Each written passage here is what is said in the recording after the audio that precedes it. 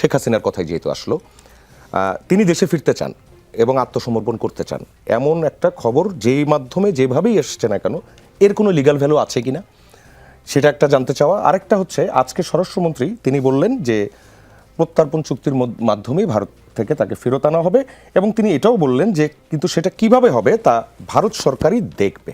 আপনার কাছে জানতে চাওয়া, শেখ হাসিনাকে আইনানুগভাবে ফেরানোর বিষয়ে ভারত সরকার ইতিবাচক কিছু ভাববে বলে আশা করেন কিনা? তারা একটা চিঠিরও কিন্তু কোনো জবাব দেয়নি।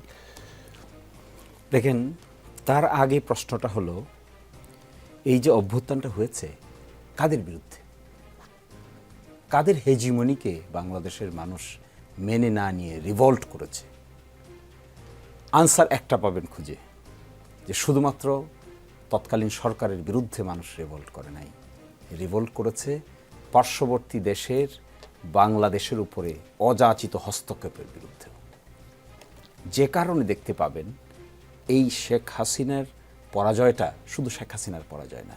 আপনি দেখবেন 5ই আগস্টের পরে একটা দীর্ঘ সময় ভারতের স্টেট মেকানিজম থেকে কোনো ধরনের কোনো রেসপন্স খুঁজে পাবেন না। হতভম্ব দীর্ঘদিন। আমি বলেছি আরেক জায়গায়, এটা হলো অল্প সুখে মানুষ কাতর হয় আর অধিক সুখে মানুষ পাথর হয়। তো ভারতের রেসপন্সটা ছিল এরকম। শেল্টার দিয়েছে তারা, সেখানে গিয়ে যে হেলিকপ্টার ল্যান্ড করেছে, গভর্নমেন্টের মেকানিজম ছাড়া ল্যান্ড করতে পারবে এটা হেলিকপ্টার? না, হেলিকপ্টার তো সেখানে ল্যান্ড করেনি, সেখানে C-130 গিয়েছিল। যাক, সেখানে যাক, ধরেন সেখানে গিয়েছে, ওই ল্যান্ডে কেন? দুনিয়াতে আর ল্যান্ড নেই?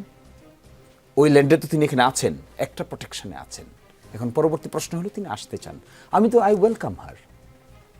কেউ যদি এসে আদালতে এসে আদালতের প্রসেসের মধ্যে থাকতে চান, তাকে তো আপনি বাধা দিতে পারবেন না। Anybody can come. অন্য কনভিক্টেড যারা হয়েছে তারাও আসতে পারে, এবং এটা ডিসেম্বর, নভেম্বর, এই অক্টোবর হিসাব করার কি দরকার? If she wants she can come tomorrow. তাহলে দুটো কনসিকুয়েন্স, একটা হলো আদালতে গিয়ে সারেন্ডার করা, এটা একটা কনসিকুয়েন্স, আর একটা কনসিকুয়েন্স হলো বাংলাদেশের সীমানার মধ্যে ঢোকা সাপেক্ষে কনভিকশন ওয়ারেন্টের অংশ হিসেবে ওনাকে অ্যারেস্ট করা বাংলাদেশের আইন শৃঙ্খলা বাহিনীর দায়িত্ব।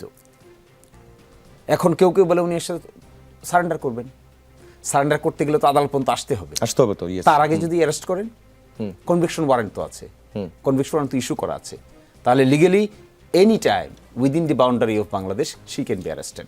আর থার্ড হলো, আমি ফার্মলি বিশ্বাস করি প্রত্যর্পণ চুক্তির অধীনে ভারতীয় সরকার কোনো দিনেই তৎকালীন প্রধানমন্ত্রীকে ফেরত দিতে রাজি হবে না। It may go up to a legal fight. প্রত্যর্পণ চুক্তিতে বাস্তবায়ন করতে গেলে কি করতে হয়?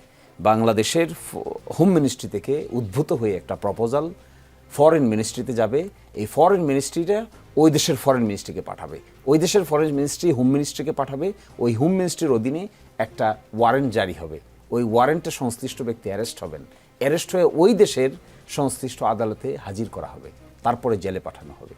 এরপরে প্রশ্ন দাঁড়াবে কিভাবে তিনি এক্সট্রাডাইট হবেন।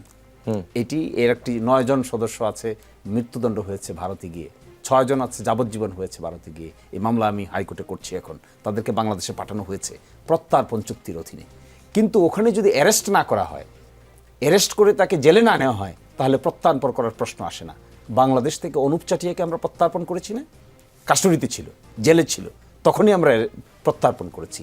আমার ধারণা ভারতীয় সরকার এটি কখনোই করতে চাইবে না। আমার একটি সাজেশন আছে, যদি গভর্নমেন্ট, এটা খুব ডেলিকেট ম্যাটার, খুব সেন্সিটিভ ম্যাটার, এই ধরনের প্রত্যর্পণ সরকার প্রধানদের, এই ক্ষেত্রে বাংলাদেশ সরকারের উচিত খুব সফিস্টিকেটেড লিগ্যাল ফার্মকে এঙ্গেজ করা।